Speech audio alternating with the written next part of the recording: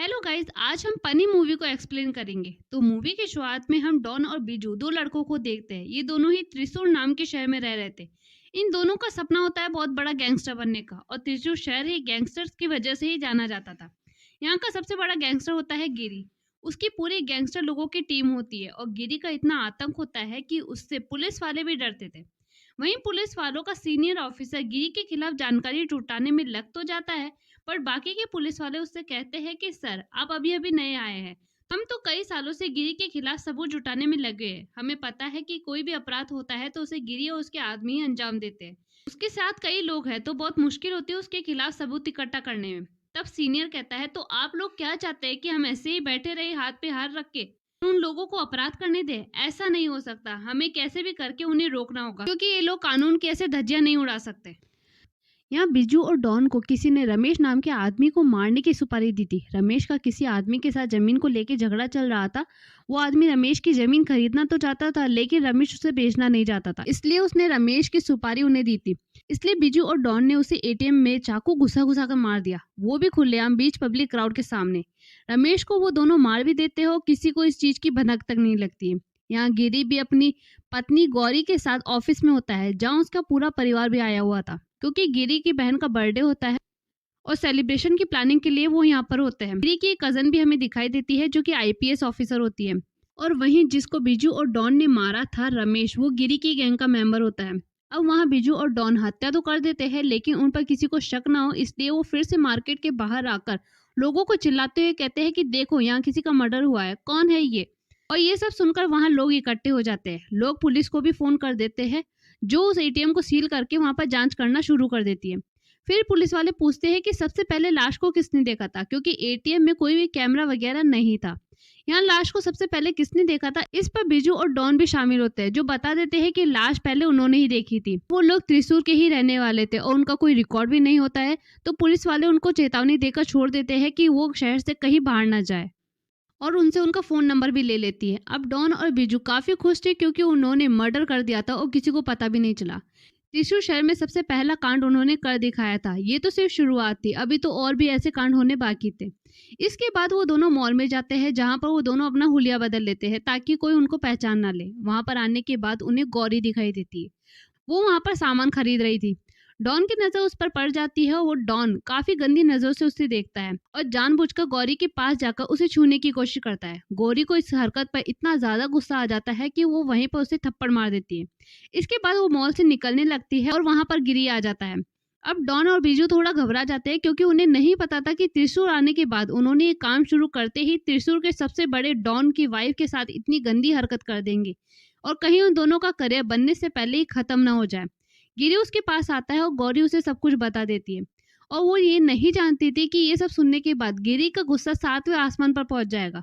गिरी ये सब सुनने के बाद आग बबूला हो जाता है कि आखिर उनकी इतनी हिम्मत कैसे हुई कि मेरी पत्नी को छुए, और गुस्से में डॉन और बीजू को मार मारकर उनकी हालत बिगाड़ देता है। और डॉन ने जिस हाथ से उसकी पत्नी को छुआ था, गिरी उस हाथ को भी तोड़ देता है। फिर वो गौरी को लेकर वहां से निकल जाता है। अब गिरी शांत हो गया था, क्योंकि उसे लग रहा था कि अब सब कुछ ठीक है।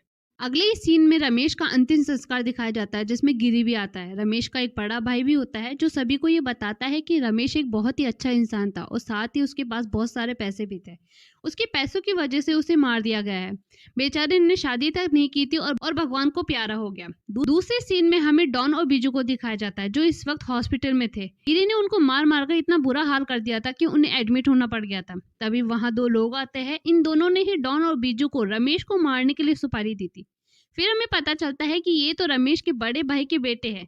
रमेश के पास काफी अच्छी संपत्ति थी, जो कि मरने के बाद उसके बड़े भाई को मिल जाती, और अगर उनके पापा को ये संपत्ति मिल जाती, फिर वो दोनों अपने बाप को भी मार देंगे ताकि सारी प्रॉपर्टी उनकी हो जाए।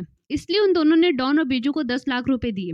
पैसे तो डॉन और बीजू ने ले लिए थे, लेकिन गिरी की मारी गई मार उन्हें बार बार याद आ रही थी। वो बस कैसे भी करके उससे बदला लेना चाहते थे। अब जब वो ठीक हो गए थे, तो वो गिरी से बदला लेने के लिए सबसे पहले उसके घर को ढूंढते हैं। घर ढूंढने में उनको ज्यादा मेहनत नहीं करनी पड़ती, और उन्हें गिरी का घर भी मिल जाता है। अब धीरे धीरे वो दोनों वहां पर नजर रखने लगते हैं। एक दिन दोपहर के टाइम पर गिरी किसी काम से बाहर चला जाता है, और घर में गौरी अकेली होती है। इस मौके का फायदा उठाकर दोनों घर में घुस जाते हैं और गौरी को पकड़कर उसी की साड़ी से उसके हाथ बांध देते हैं। फिर डॉन गौरी को कहता है कि तेरे पति ने हम पर हाथ उठाकर बहुत बड़ी गलती कर दी है और अब इसका अंजाम कितना गलत होगा ये तुम देखना। ऐसा कहकर वो गौरी के साथ गलत हरकत करते हैं। गौरी चिल्लाती है लेकिन उसको सुनने वाला कोई नहीं था। कुछ देर बाद गिरी भी घर आ जाता है। उसको सदमा लग जाता है कि आखिर ये सब कैसे हो गया। गौरी उसे सब बता देती है कि ये वही लोग हैं जिन्होंने उसे मॉल में छेड़ा था। फिर गिरी बहुत दुखी और गुस्से में होता है। फिर गिरी की माँ गिरी के पास आती है और कहती है कि उन लोगों को आसान मौत मत देना, तड़पा तड़पा कर मारना। अब गिरी गुस्से में आग बबूला हो जाता है और गिरी अपने सारे साथियों को डॉन और बिजू की फोटो दिखाकर उन्हें ढूंढने में लगा देता है। और गिरी सभी को ये भी कहता है कि ये बात पुलिस तक नहीं जानी चाहिए। वो नहीं चाहता था कि पुलिस के हाथे लगा वो सिर्फ जेल में जाए। मैं उन्हें अपने हाथों से उन दोनों को सजा देना चाहता हूँ। और फिर वो पूरे शहर में जितने भी गिरी के मेंबर थे सब डॉन को बिजू को ढूंढने में लग जाते हैं। उन्हीं गैंग मेंबर्स में से एक पुलिस का खबरी भी होता है, तो ये खबर पुलिस तक भी पहुंच जाती है। फिर वहाँ पुलिस के सीनियर ऑफिसर सभी पुलिस वालों को ये कहता है कि हमें किसी भी हालत में डॉन और बिजू को गिरी के पकड़ने से पहले पकड़ना होगा। और फिर क्या था, पुलिस वाले भी डॉन और बिजू को पकड़ने में लग जाते हैं। गिरी के आदमी को ये भी पता चल जाता है कि रमेश को भी इन दोनों ने ही मारा था। अब डॉन और बिजू तो उनके हाथ नहीं लगते हैं, लेकिन डॉन के गाँव का एड्रेस उनके हाथ लग जाता है। बिजू का एड्रेस उनको नहीं मिलता। खैर डॉन के गांव का एड्रेस मिलते ही गिरी के आदमी डॉन के गांव पहुंच जाते हैं और वहां उनके पिताजी का पता चल जाता है। गिरी के आदमी उससे डॉन के बारे में पूछते हैं, लेकिन डॉन के पिता को नहीं पता होता है कि वो कहाँ है। फिर डॉन के पिता उनसे पूछते हैं कि उसे क्यों ढूंढ रहे हो, क्या हो गया है। तो गिरी के आदमी उन्हें बताते हैं कि डॉन ने त्रिशूल में क्या क्या कांड कर दिए है। जिसकी बात उसके पिता कहते हैं कि मैंने तो अपने बेटे को पढ़ाई करने के लिए भेजा था, लेकिन वो वहां पर क्या क्या करने लगा है। फिर गिरी के आदमी डॉन के पिता को ही उठा लेते हैं। फिर उनके फोन से डॉन को कॉल करते हैं। वहाँ गिरी का भाई देवा फोन पर डॉन के पिता को मारता है और डॉन को उसके पिता की चीखें सुनाता है और कहता है कि अभी तो सिर्फ मारा है, जल्दी नहीं आया तो जान से भी मार दूंगा, क्योंकि तूने जिससे पंगा लिया है, तू चाहे कब्र में ही क्यों ना छुपा हो, तुझे वहां से निकाल लाएंगे। अपने बाप को बचाना चाहता है तो जल्दी से यहाँ पर आ जा। ये सुनकर डॉन गुस्से में आ जाता है कि देवा की इतनी हिम्मत कैसे हो गई कि मेरे पिता को मारे। दुश्मनी मेरे से है तो मुझसे बात करता, मेरे पिता को कैसे हाथ लगाया। अब मैं भी गिरी के सारे करीबी को मार डालूंगा। इसके बाद वो और बिजू दोनों अपना फोन फेंक देते हैं नदी में, ताकि कोई भी उन्हें ट्रेस ना कर सके। उसके बाद रात में देवा बहुत ज्यादा शराब पी लेता है और देवा को पूरा यकीन होता है कि डॉन अपने पिता को छुड़वाने जरूर आएगा। जब देवा गहरी नींद में होता है तभी डॉन और बिजू देवा के घर आ जाते हैं और देवा को सोता हुआ देखकर पहले तो अपने पिता को बचा लेता है। देवा अभी भी गहरी नींद में था। अब वो देवा की नींद का फायदा उठाकर धीरे से देवा के हाथ बांध देते हैं। जब देवा के हाथ बंध जाते हैं तब वो देवा को थप्पड़ मार मार कर जगाते हैं। डॉन कहता है कि मैंने तुम्हें कहा था कि ये मैटर मेरा और गिरी के बीच का है, तो मेरे पिता को बीच में लाने की क्या जरूरत थी, और अब ऐसा कर दिया है तो इसका अंजाम भी भुगतो। ये कहकर वो देवा को शूट कर देता है। अब इस चीज की खबर जब गिरी को लगती है तो वो देवा से मिलने पहुंच जाता है, जो कि अब मर चुका था। तो बहुत अफसोस होता है कि इन टुच्चे पुच्चे गुंडों में इतनी हिम्मत कैसे आ गई कि मेरी पत्नी के साथ ऐसा काम करे और उसके बाद मेरे भाई को भी मार दे। अब गिरी गुस्से में पागल हो चुका था और अब वो भूखे भेड़ियों की तरह उसे ढूंढ रहा था। और चूंकि देवा की खबर मीडिया में लीक हो चुकी थी तो अब पुलिस वाले भी इसमें शामिल हो चुके थे। अब लोगों में भी बातें होने लगी थी कि अच्छा है, कैसे भी मरे, मर तो गुंडे ही रहे हैं।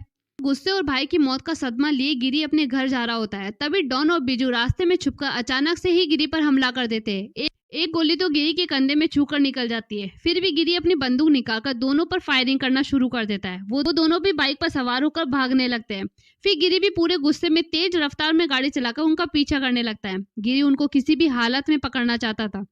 फिर आगे चलकर डॉन और बिजू बाइक से रिटर्न करके भाग जाते हैं। अब गिरी के पास गाड़ी होती है तो वो जल्दी से रिटर्न नहीं कर पाता, और जब तक वो रिटर्न करता है तब तक डॉन और बिजू बहुत दूर भाग चुके थे।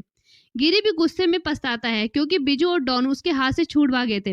अब डॉन और बिजू जंगल में किसी झोपड़ी में जाने लगते हैं, लेकिन झोपड़ी की लाइट जल रही होती है तो उन्हें शक हो जाता है कि शायद यहाँ पर कोई है जो उन्हीं का वेट कर रहा है। तो वो जंगल के बाहर निकल जाते हैं और वो जैसे ही दूसरी जगह ढूंढने लगते हैं, गिरी फिर उनके पीछे लग जाता है और एकदम तेज रफ्तार में गाड़ी चलाकर वो उनके सामने आकर उन्हें ठोक देता है। तभी इस चीज से वो दोनों बाइक से गिरकर नदी में गिर जाते हैं और वहां से भाग जाते हैं। अब हॉस्पिटल का सीन दिखाया जाता है जहाँ गिरी का इलाज हो रहा था और गिरी बहुत ज्यादा गुस्से में होता है। वो कहता है कि मैं जब तक इन दोनों को पकड़ नहीं लेता मेरे मन को शांति नहीं होगी।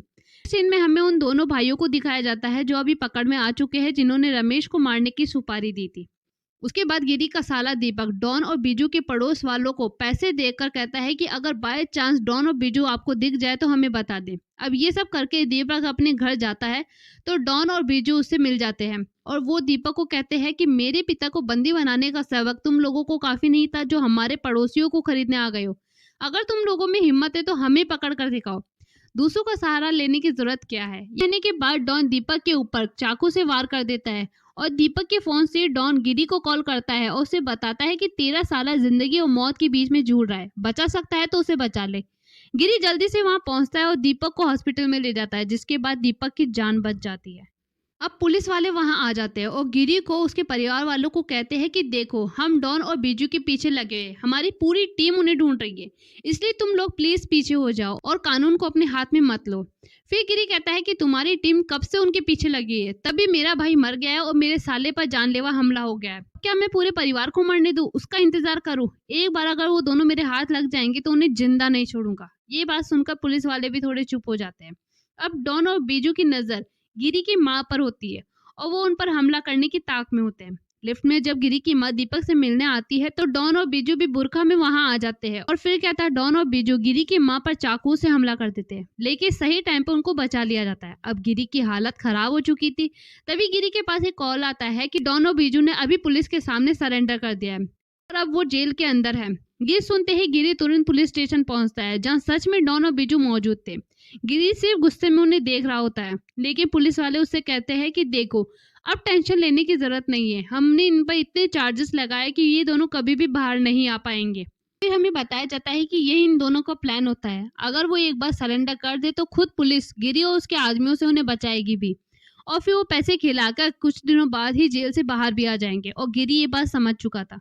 अगले दिन डॉन और बीजू को कोर्ट ले जाया जाता है, लेकिन गिरी स्नाइपर की मदद से दोनों पर गोलियां चलवा देता है। वहां अफरा तफरी का माहौल हो जाता है और पुलिस जल्दी से डॉन और बीजू को हॉस्पिटल ले जाती है जहां दोनों की जान भी बच जाती है। अब दोनों आराम से हॉस्पिटल में रहते हैं क्योंकि उन्हें ये भी पता होता है कि गिरी अब कुछ भी हो जाए उनके आसपास भी नहीं आ सकता और पुलिस की सिक्योरिटी भी और भी ज्यादा टाइट हो जाती है। पर गिरी के दोस्त बाहर हॉस्पिटल की दीवार तोड़कर उन दोनों को हॉस्पिटल के अंदर से उठा कर ले जाता है और पुलिस सिर्फ उन्हें देखती रह जाती है। अब यहाँ से हमें जंगल का सीन दिखाया जाता है जहाँ बने घर को देखते हैं जिसके अंदर डॉन और बीजू मौजूद होते हैं। फिर पूरे गुस्से के साथ गिरी की एंट्री वहां होती है। गिरी उन्हें मार डालने की नजर से देखता है। अब गिरी उन्हें बहुत ज्यादा मारता है। जो उन लोगों ने गिरी के परिवार वालों के साथ किया था, अब गिरी उन सबका बदला ले रहा होता है। तभी डॉन गिरी को उसकी बीवी की याद दिलाता है और उससे कहता है कि तू किस काम का गुंडा है, तेरी पूरी टीम होते हुए भी हम दोनों ने तेरे परिवार के साथ क्या कुछ नहीं किया और त्रिशूल के सबसे बड़े डॉन की नींद हराम कर दी। अगर हम मर भी जाए तो भी कोई फर्क नहीं पड़ेगा क्योंकि हमें सिर्फ अपनी दहशत फैलानी थी जो हमने फैला दी। और फिर से गिरी को उसकी पत्नी के बारे में याद दिलाता, जिससे गिरी गुस्से में भर जाता है और बीजू और डॉन को बम लगाकर उसके चीथड़े उड़ा देता है। आखिरकार गिरी ने अपना बदला ले लिया था। इसी के साथ ये मूवी खत्म हो जाती है। आपको हमारा वीडियो कैसा लगा प्लीज़ हमें कमेंट करके ज़रूर बताइएगा। वीडियो अगर अच्छा लगे तो लाइक करना और चैनल पे नए हैं तो प्लीज़ चैनल को सब्सक्राइब करना। Thank you so much for watching this video. Thank you and bye.